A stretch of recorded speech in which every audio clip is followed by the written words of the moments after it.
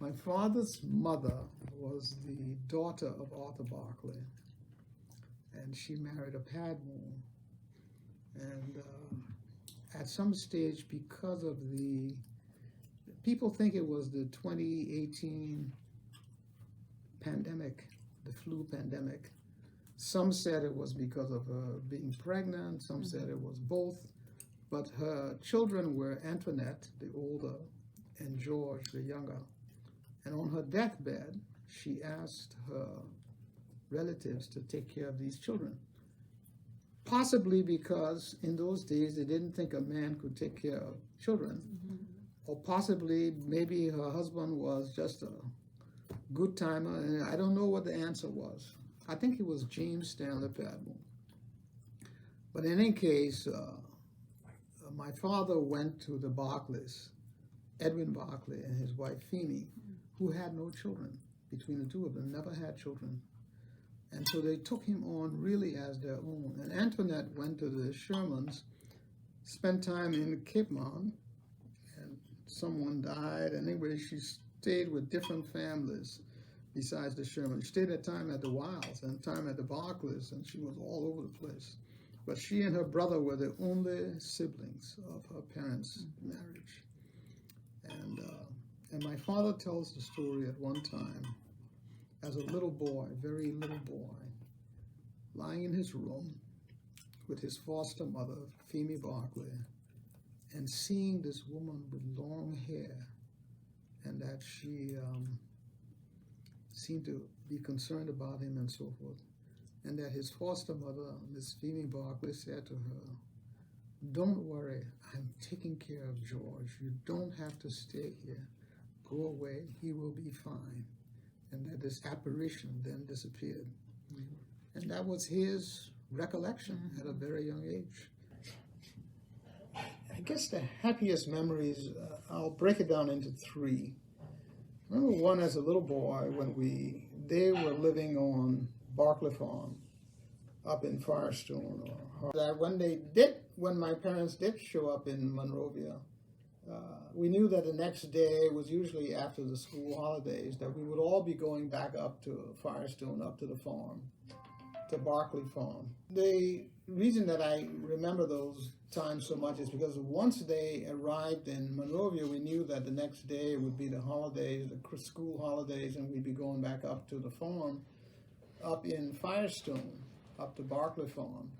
And we would spend that time with our parents and just have a wonderful time together. I think not having them with us all the time, as much as I love my grandmother and my grandfather, it was so important to be with our parents, with my mother and father. And those were just among the happiest moments that I ever had. Other moments that I remember, which are just random and don't make any particular connection. I remember when I was in a boarding school in Massachusetts, and I was on the soccer team, and so was my brother Ed. And my mother and father came up. My father was then ambassador to the U.S. They came up to see us play another team. I think it was Hotchkiss. That team was undefeated. We were undefeated, and they had a Brazilian star. And we beat them. It was Parents' Weekend. My parents came up, and they brought my brother Ronnie and my younger brother Wiki with them. And we beat Hotchkiss 2-0. I scored the first goal. Magnificent shot, if I say so myself. And my brother Ed scored the second goal. So it's just as perfect an evening as you could be. And then after that, we went down to New York together and spent a long weekend. Those are just, that's kind of minor things, but they're just those happy moments. And probably the last one I would mention is the night before my mother went in for heart bypass surgery. And it turned out in the end, though she survived the surgery, she actually didn't survive the convalescent period, and she died in the hospital the night before she was to be released and to go home to Delaware, to Arthur's house. She just died in her sleep. But before she had the surgery, we were all there. My father was there. Arthur was there, his wife. Myrtle Rose, my wife, was there. Our two daughters, Shawnee and MR, and Arthur's daughters were all there. And they all exited the room. My father left the room, and my mother said to us, "Take care of Daddy," which I thought was a very happy moment for me. It was a time that I think she felt, despite all the vicissitudes of a long marriage, she wanted us to take care of her husband in case she didn't survive, which in the end she didn't. And that was a happy memory for me. And those are the best memories that I have. Well, I started out in school with my cousin and my friend and my brother, Emmett Harmon. We all went to, I don't know how the system worked in those days, but we went to ABC at St. Teresa's Convent, and we hated it because who wanted to go to a girls' school? And I actually remember Emmett and I pinching a little girl that sat between us. Oh no! And just making her life awful until she cried. But we just wanted to go to St. Patrick's. And finally, the next year, we were allowed to go to St. Patrick's. And so those are very happy educational moments for me at St. Patrick's. But my goal was always to be at St. Patrick's High School so that I could play on the St. Patrick's football team and march in the St. Patrick's School. And so when we came to America, first of all, my mother decided that we would go to something called Monrovia Demonstration Elementary School, which I had no desire to go to. It was some school that American people set up for American kids or something, but I didn't want to go there. I wanted to go to St. Patrick's, but we had to go there. And then after 3 or 4 years at Monrovia Demonstration Elementary School, we came to the United States. And so my education there began in Washington, D.C. with a school called Georgetown Day School, and eventually went up to a boarding school in Massachusetts called Williston Academy. And really, Williston Academy gave me a wonderful education, wonderful opportunities, and I did very well there in sports and academics, and was recognized by my fellow classmates as elected as head of the student council and sort of the number one student in the school, and then accepted at Harvard and Yale, which were the only two schools I applied to, and ultimately went to Yale, and after Yale to Harvard Law School. Just about as good an education as you could get in the United States. So I was very fortunate to have that happen, and my parents gave me that opportunity. It was nothing I did. It was something they did, that they gave me that opportunity to study hard and to succeed. And of course, after law school, I said I want to go back to Liberia, which I did, and to contribute to that country. And later, when I decided to come to the United States, to return to the United States, when the Liberian government was overturned in a coup and so forth, the American educational background just gave me opportunities in America that I never would have had otherwise, that my parents would never have had. Because my mother only went to CWA, that's as far as she was educated. My father went to Liberia College, now the University of Liberia, that was as far as they went. But they gave me the chance to be well educated in the United States and really to do things that I otherwise could never have done. So I'm very grateful to them for that. So that's my educational background. There's nothing special about me. It's really more about the opportunities that are given to you and that I wish could be given to all young children in Liberia. Because there are so many very bright, very able young people that don't have the chances that I had to get a good education. So that's about it for me. I remember from really childhood going up to Crozaville because that was the family ancestral home. And the only Padmore that I recall at that time who was still living there in Crozaville was Uncle Jacob. So we go visit Uncle Jacob at the old Padmore house. And that was a ritual that we did once or twice a year throughout my childhood. But then when we came to America, then of course years passed, and I didn't go and see Uncle Jacob in Crowsville. And then in 1970, after I had finished law school and everything, came back to Liberia, I went up to see Uncle Jacob in Crowsville. And I'll never forget it. Maybe it was 70 or 71, I can't remember the exact year. But I remember I was wearing a red shirt, and he told me he liked the shirt. And later, you know, my mother said, well, you know, Uncle Jacob said he liked your shirt. Maybe you should give it to him. I didn't give it to him. And the next thing I knew, Uncle Jacob died. And I thought, I should have given him the shirt. So, you know, after that, I never really wore that shirt again. It was Uncle Jacob's shirt. It was Uncle Jacob's shirt. That was Uncle Jacob's shirt. But you know, it was such a great memory to be able to connect to members of the family who tied you back to Barbados and to the early days, which I had, of course, no memory about. So that was a very important time. But my mother was, the things I remember most about her is that, first of all, she was really smart, really intelligent. She had only finished CWA high school, never went beyond that in education. But I always felt that in any situation I was in, she was the smartest person in the room. And I thought my father was an extremely intelligent guy. I know he was because I've read the stuff that he wrote. But I always felt my mother was probably still the smartest person there ever was. And I admired her tremendously. She was a model for me in terms of achieving the best that you can achieve with whatever gifts you're given.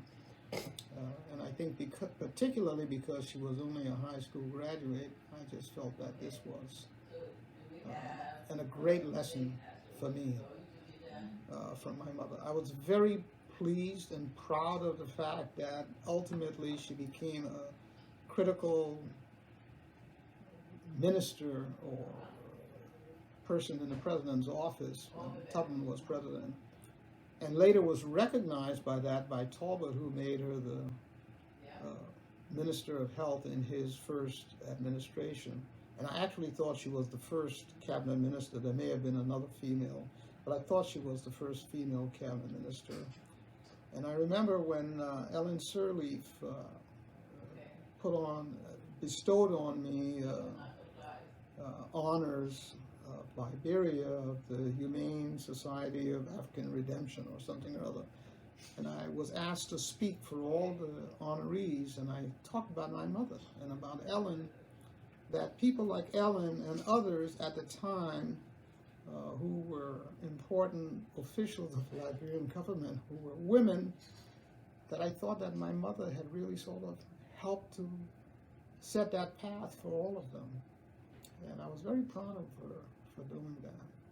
So that's what I remember about her. Most of all, though, she was just a loving mother. I could never understand how she spent so many hours working so hard and took care of my father as well. When he came home late at night, she'd get up and fix his dinner and keep his company and just be there with him.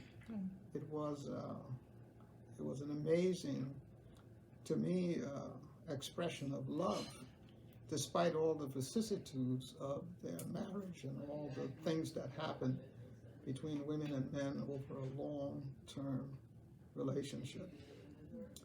So she was probably the woman that I admired most. I should say probably next to my wife. My favorite Liberian food. When I was a little boy, my favorite Liberian food was collard greens. And I told my mother that I hope to be president of Liberia one day because I heard that President Tubman had palm butter every day at the mansion. And so I wanted to be president so I could have collard greens every day. And my mother said to me, you don't need to be president. You just need to get married and tell your wife that you want to have collard greens every day. Well, collard greens is no longer my favorite food. It went from collard greens to food like balava sauce,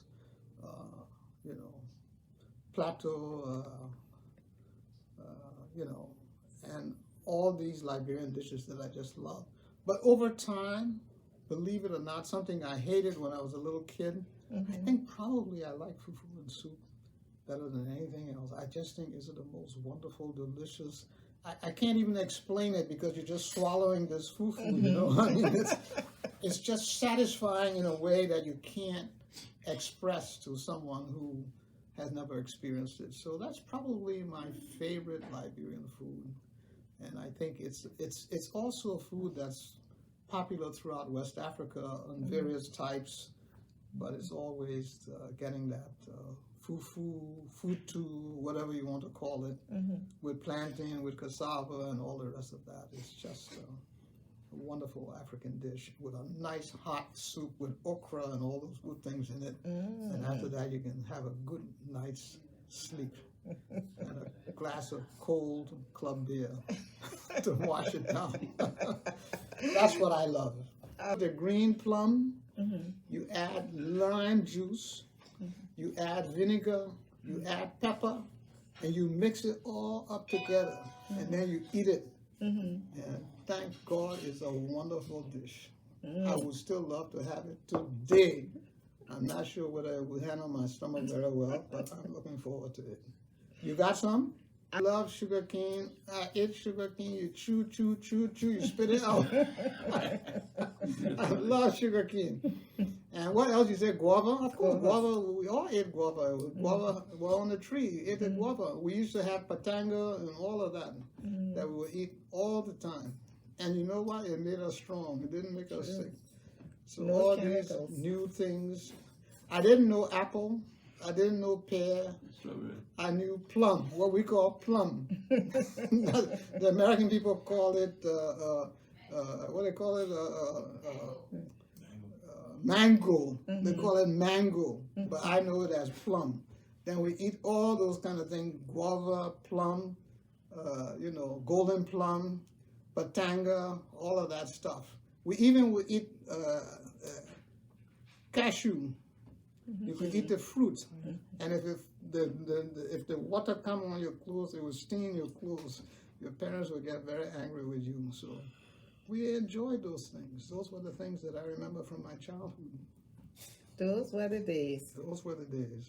Okay, when I was a little boy, we would be by my grandmother's house on Broad Street, and we would go over down to the corner, and we had our 1 cent or our 2 cents. And for 1 cent, you could buy a smaller cup of what we call ground pea, what Americans would call peanuts, what Ghanaians would call ground nuts. So it was peanuts, ground nuts, or ground pea. So in Liberia, it was ground pea. And they would give you the 1 cent cup, or if you had 2 cents, you could get the 2 cents cup. And you peel it, and you eat it. And it was wonderful. It is why I love the dry roasted peanuts today. It's the closest thing. It's not the same, but it's the closest thing to that ground pea I used to have as a little boy in Liberia when I was just a kid, and for you know, 1 cent or 2 cents, whatever money I had. The other thing I would say is that on Sundays, if we were lucky, one of our uncles or aunties or somebody who had a car would drive us out to the cold storage, and we could get ice cream. Because ice cream was a luxury. You didn't just go to the fridge and take ice cream. You had to go somewhere and buy the ice cream, and you couldn't do it except maybe once a week if you were lucky, or if somebody had a birthday party. Maybe you would get the ice cream. But the number one snack we had as children was the ground pea, peanuts, that you could go from the ladies on the corner for 1 cent or for 2 cents. I don't know if you can buy anything in the United States today for 2 cents. I don't think you can. But in Liberia in those days, we could buy a snack, and it was just a wonderful, tasty treat that today I'm still a peanut. I'm just so, you know, I don't want salted peanuts. I want dry, roasted, unsalted, because it reminds me a little bit of that ground pea I used to have in Liberia. Great. You know, one of the things that's really, I think, a misconception about Liberian history, is that the people who settled there treated everyone else like slaves. I can say this for the people that came from Barbados. They didn't have that attitude. The Barbadian or Bajan people kept to themselves to some extent, but to the extent that they intermarried not just with settlers from America, they intermarried with people from Liberia, the indigenous people they met there. My very own grandfather, my mother's father, his mother was a pure Vi woman. His sister, my grandmother's brother, Louis Arthur Grimes, married a pure Vi woman. The people from Barbados had none of these kinds of prejudices. They just wanted to build a new life for themselves. That's all they wanted. And they didn't come in there to exploit anyone else. And I think that's just a misconception that people keep repeating in the history. They keep saying that the settlers tried to imitate the southern whites in America. Well, obviously the people from Barbados had no inclination or no understanding about the Southern American whites. They weren't trying to do any of that. They were trying to find for themselves a new life, and they were willing to share that life with the people that they met there. Number one lesson, I think, was to contribute to your society, to the world in which you lived, and to do so honestly, to be honest and not corrupt,